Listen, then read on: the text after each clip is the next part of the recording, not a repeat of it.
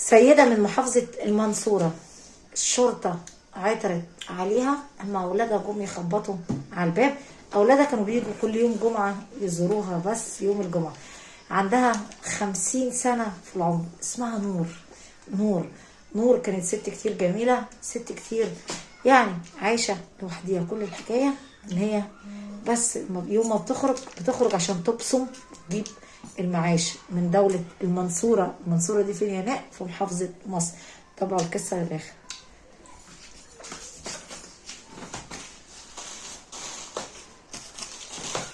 المفتاح. السلام عليكم ورحمة الله وبركاته. حشوتة حشوني. السلام عليكم ورحمة الله وبركاته. حشوتة حشوني أحلى ناس في الدنيا. تخيلوا الحمد لله اللهم بارك. المهم حشوتة حشوني أحلى ناس في الدنيا. بجد لو كنتوا بتحبوا هناء الأسطورة هتنزلوا تصلوا على سيدنا النبي عليه الصلاة والسلام. بجد وحشتوني. الفيديوهات اللي هي نزلت يعني فيديوهات اللي أنا عملتها، بس فيديوهات يعني إيه من قبل رمضان بكام يوم. إيه هناء؟ فيكي حاجة هناء صح؟ فيا كتير. فيا اللي أنا تعبانة ورحمة أبويا، بس أنا غطيت رضا شوية عشان أعرف أتكلم معاكم. بجد انتوا حشوني. لو كنتوا بتحبوا هناء هرم مصر باين عليا التعب. بص كده على شكلي. المهم انا عايزه اخلص الفيديو بسرعه عشان طالعه لايف وخارجه الشارع كمان، يعني 2 في 1 ميكس. المهم يا دي انت وهو انزل حط لايك كومنت حلو كده وسبسكرايب عشان هناء ما تزعلش منه. طيب هنفتح الاضاءه سنه صغيره ونقول هرم مصر عايز يقول ايه. بص يلا، احنا اول حاجه هنلم الحاجات دي. هتعملي ايه هناء؟ عايزين نغسل بقى الحاجات دي كلها، يعني نحسس نفسنا ان في عيد. لو وصلت لكم في عيد وفي صلاح وفي سعيد، فالعيد وسعيد بيضربوا 2 مع بعض ميكس. الله العظيم هناء انت فيك حاجه، اكيد فيك حاجه هناء. ورحمه ابويا في قربتنا عيانه. صدقوا بالله. بص على عينيك، في واحده تنام لحد الساعه 5:30 مساء. جاوب على السؤال ده بقى. انام لحد اذان المغرب؟ طبعا انا بنام الصبح يا جدعان. لا يا هناء، قولي لي يا هناء مالك؟ وبعدين يا وقات اسطوره هناء رحمه النبي عيانه تعبانه يا هناء. مالك يا هناء؟ انا عيانه والله العظيم انا تعبانه. استنى بقى ما اشوف خطه نوصل ده نوصل ده نوصله فين. ماشي طيب بص بقى، احنا هنلم الليله السوداء دي كده. المهم تعالى نحكي بقى. نور ست كتير محترمه، كتير مهذبه.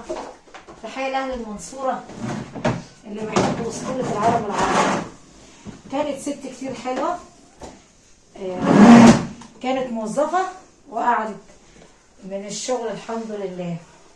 وبعدين يا هناء اولادها للاسف ما كانوش بيسالوا عليها الا كل يوم جمعه.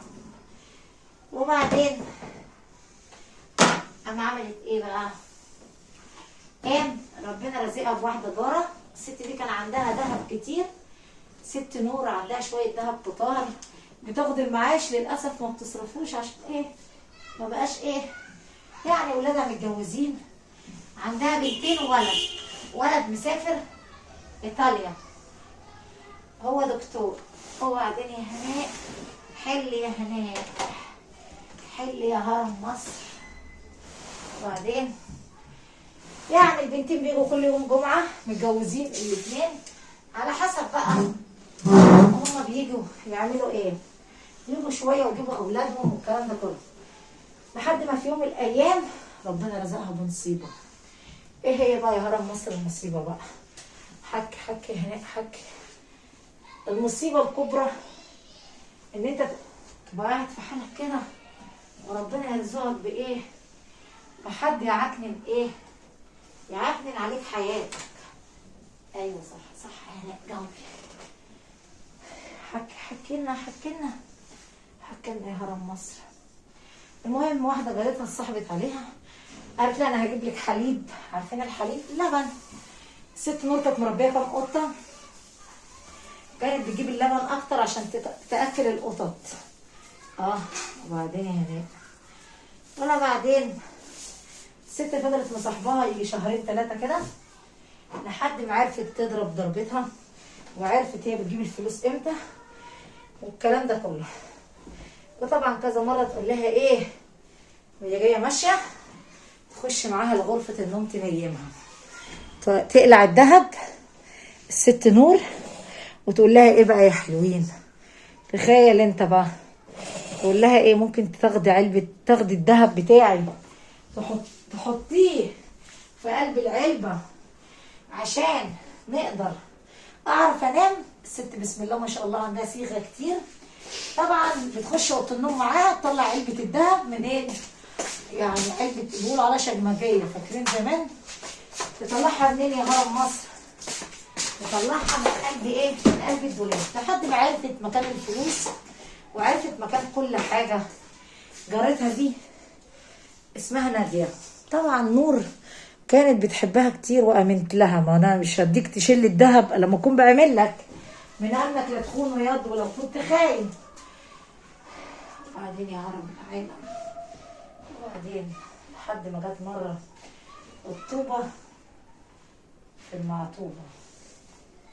وبعدين هنا بس لما تيجي وانا احكي لك عاللي جرى وامسح دموعي في منديلك عاللي جرى. المهم لحد ما جه يوم من الايام خلاص كده صاحبتها وعرفت كل حاجه عنها، راحت بسرعه جايبه لها حاجه غريبه. طبعا كانت متفقه هي وزوجها، حطوا لها منوم وهي قاعده معاهم. وبعدين يا هناء، وبعدين لحد ما جابوا شريط منوم وقدروا يصطادوا الست صح بعد ما قبضت المعاش وعارفين علبه الذهب. طبعا لما قالت لها انا هنام ورد الباب وراكي، بدل ما ترد الباب يا حلوين للاسف عملت نفسها بتخبط الباب، بس هي جوه الباب. يعني احنا قفلنا الباب كده على طول، سكعنا الباب بس هي جوه الشقه ست ناديه هادم. المهم يعني نور راحت تنام. طبعا نوموها يجي 4-5 ساعات من المنوم. خدوا علبه الذهب يا حلوين وخدوا كل الفلوس اللي موجوده في علبه. هي الست عامله زي ايه نظام خزنه كده، شايله فيها كل اموالها وفلوسها وحاجتها وغير حساباتها في البنك. طبعا هما مش هيقدروا يستعدوا على الحساب في البنك. ليه يا هناء؟ لان لازم الشخص نفسه هو اللي يمضي، هو اللي يسحب فلوسه. كلامي صح ام غلط؟ جاوبوا على السؤال. وبعدين يا هرم مصر، وبعدين ايامنا سودة الصراحه حلوه يعني. يلا الست جت تلف كده عايزه تخش كده ماشي، راح الراجل موطي في الارض والست راحت مستخبيه ورا ضرفه الدولاب كده، ورا ضرفه الدولاب. حاسه ان هي هتصحى، قعدت تقول مين موجود؟ حاجه اتنطرت ذهب غوشايه اللي هي الاسوره اللي بتتلبس هنا، اتنطرت في الارض يا ابطال. مين موجود؟ مين موجود هنا؟ راح الراجل جاي بسرعه من وراها، يخرب بيته، راح جاي بسرعه من وراها. منك لله يا اخي بحق ما قتلت الست الغلبانه. راح جاي بسرعه صدقوا بالله، راح جاي بسرعه من وراها وماسك طرحه بتاع مراته وراح لاففها على رقبتها يا حلوين. والست فضلت تصرخ ماسكه المخده جامد في ايدها لحد ما بلها صاحب. منك لله يا اخي. مش خلاص كده احنا سرقنا وقلبنا؟ لا ما سرقناش وقلبنا كل ده. طبعا لموا كل حاجه الحمد لله وخدوا كل الفلوس وخدوا كل الصيغه لوحدها تعدي ال500,000 جنيه. يا ريت بقى تيجوا على كده. راحوا ايه سكين الباب. بصمات بقى فين؟ كل حرامي بيجي وقت يا ابطال وبيسيب اثر وراه. ما انا هقول لك، ما انت فاكر نفسك ذكي وشاطر. شاطر على مين يا واد؟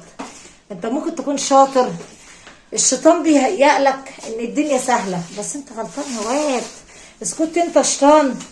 فالمباحث المصريه اقوى منك واشطر منك. بصماتك صوابعك الجميله هي سابت بصمه حلوه عليها. لو كنت فاكر نفسك ذكي اوعى تتذاكى على الناس، ها؟ اوعى في يوم من الايام تتذاكى على الناس. لو فاكر نفسك ناصح فالحكومه المصريه اشطر واحسن منك. المهم يا عيني من سوء حظهم ان ده كان يوم اربع، كان يوم الاربع اللي فات. لو فاكر نفسك ذكي تبقى غلطان. المهم يا هناك كمل يا هرم مصر.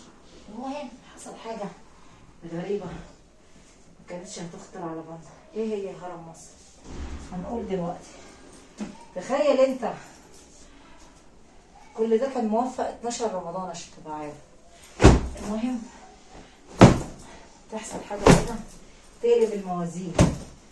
المهم عدى الخميس، البنت بترن على مامتها عشان تقول لها يا ماما احنا عايزين ناكل يوم الجمعه ايه. فضلت ترن، قلقت. امها دي ما بتخرجش الا يوم المعاش، يوم 5 في الشهر. راحت البنت بسرعه اتصلت باختها وقالت لها ايه الاخ مش هنا في ايطاليا، تعالي اطمن على ماما، انا لازم اروح اشوف امي. ما بتردش.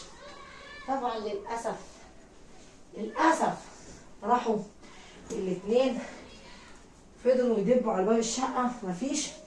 البنت التانيه اتصلت باختها قالت لها انت معاكي مفتاح الشقه، هاتي مفتاح الشقه بسرعه عشان نشوف امنا مالها. المهم راحت جابت اختها واتصلوا، قالت لها ايه على فكره هاتي المفتاح بسرعه انا مش عارفه ماما حصل لها ايه. راحت جايه بسرعه فدبوا فتحوا الباب لامهم قطع النفس وشها ازرق جدا جدا. يا ريت بقى تيجي على كده. بلغوا الشرطه المصريه، جت بالكرم والفضل بتاع ربنا. عملوا تحريات. اكتر ست مصاحباها هي جارتها اسمها ناديه، مفيش حد مصاحب ماما للاسف غيرها. عملوا تحريات وطبعا كان في كاميرا بس هي الست ما كانتش قايله لحد. اخر مره مسندينها وعاملينها. طبعا البصمات في الشقه بتاع بصمات 2 اشخاص غراب، فطبعا خدوا بصماتها. عملت حالات تحقيق مع جوزها. هي قالت انا ما شفتش حاجه، انا في اليوم ده ما رحتش عندها. طبعا سكتوا كده. وطبعا طريقه التلجلجه كده فتشوا الشقه عندها له خاتم مميز ذهب، يعني ذهب ايطالي.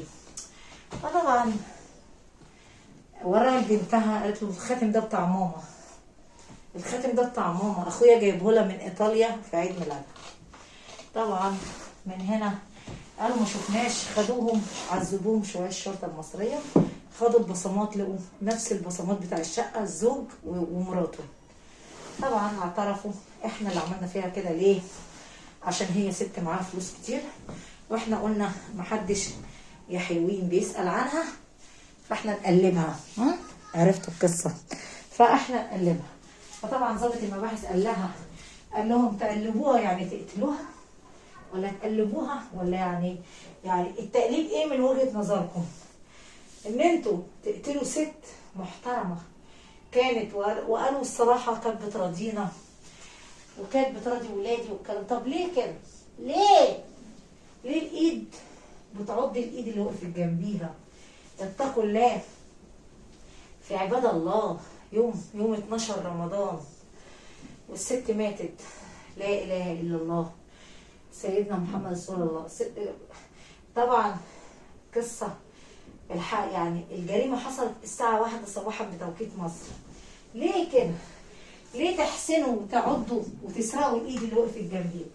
انا عايزه اسالكم سؤال، ليه الناس كده؟ ليه؟ انا فعلا عايزه اقول لكم على حاجه بجد ورحمه ابويا، حاجه فعلا تحزن البني ادم. ايه هي؟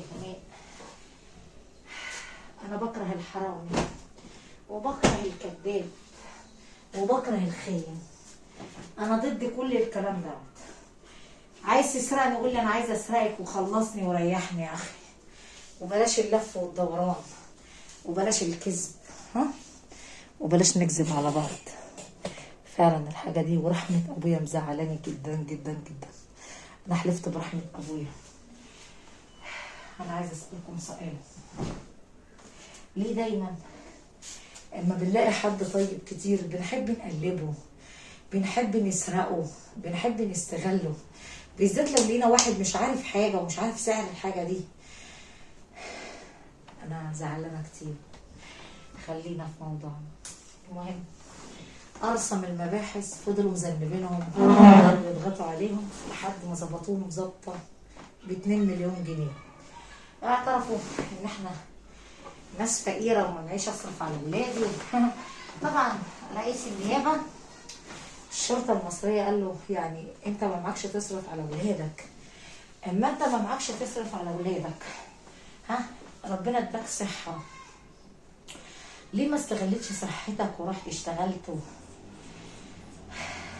وتصرف على ولادك بالحلال؟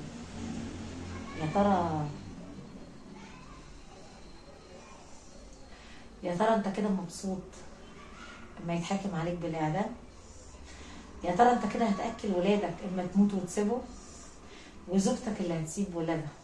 انتوا الاتنين شركاء في الجريمه، هي خططت لك وانت نفذت معاها الجريمه، انتوا الاتنين مع بعض.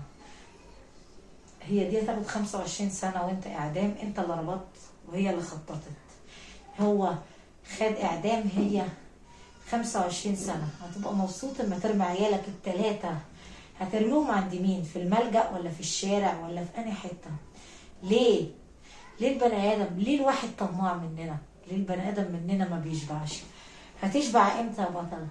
حكي هتشبع امتى؟ اما تموت ولا اما تتحاسب ولا اما تاخد عقاب؟ انا مش عارفه بصراحه،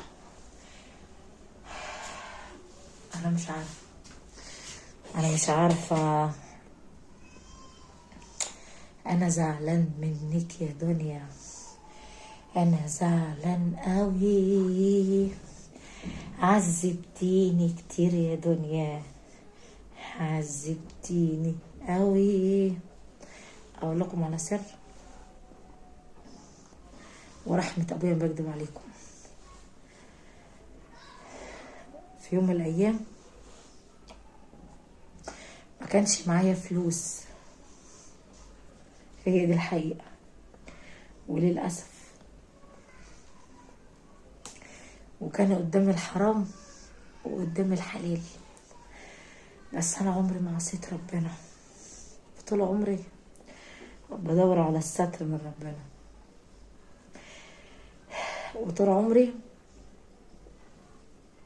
بتشعبط في رضا ربنا، عمري ما قلبت حد، عمري ما استغليت حد، عمري ما جيت على حد، مع ان الدنيا جت عليا، بس انا مش عارفه ليه الدنيا ظلمتني، بس انا مش عارفه هي ظلمتني ليه.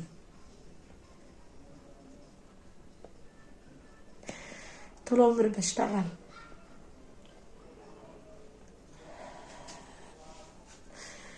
طول عمري انا بشتغل وتعبانه والدنيا جت عليا، بس انا مش عارفه ليه كل ما ربنا يرزقني ببني ادم لازم يقلبني، بس انا مش عارفه ليه الدنيا ظلمتني وجت عليا.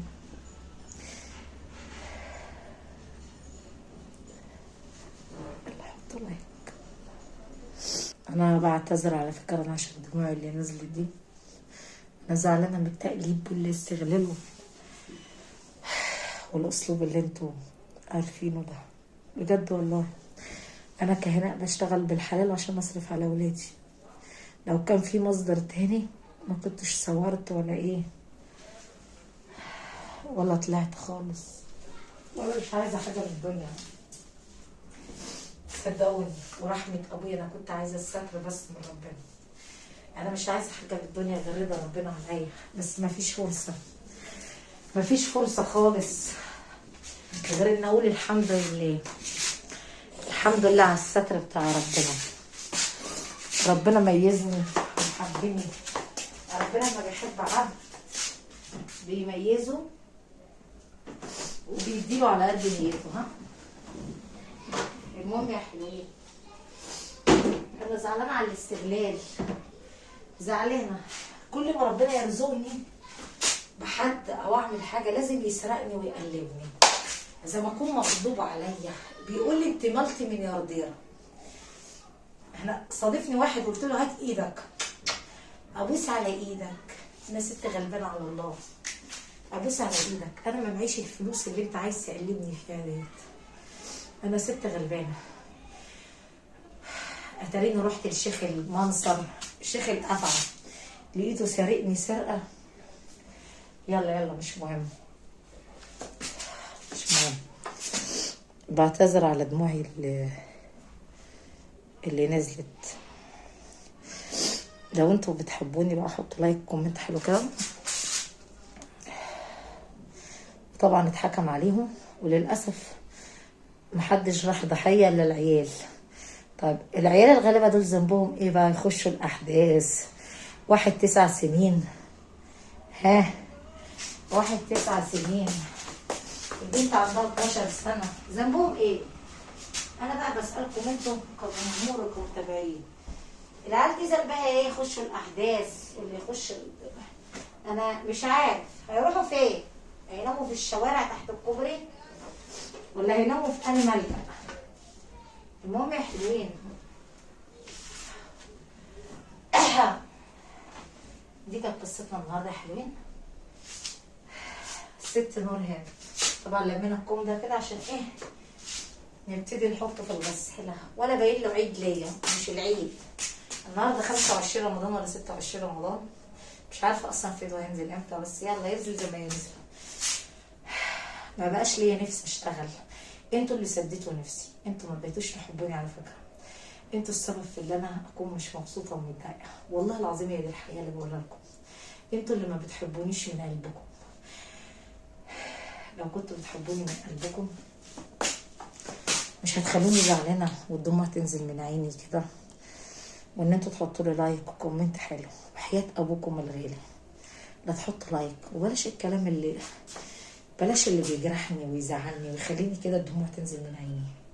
بلاش تزعلوني، ولو انا مش عاجباك يا عم ما تخشش على قنواتي، وبلاش تجرح الناس. انا عمري ما غلطت في حد ولا ظلمت حد ولا كلت جنيه حرام ولا عايزه حاجه من الدنيا. انا كنت محتاجه الستر من ربنا بس. اللهم استرنا فوق الارض وتحت الارض يوم العرض عليك. دي قصتنا النهارده. لو عجبكم القصه يا ريت ما تستخسرش في الست المصريه، ها، بنت مصر. وحياة العيون دي لا تحط لايك كومنت حلو. بحبكم كتير.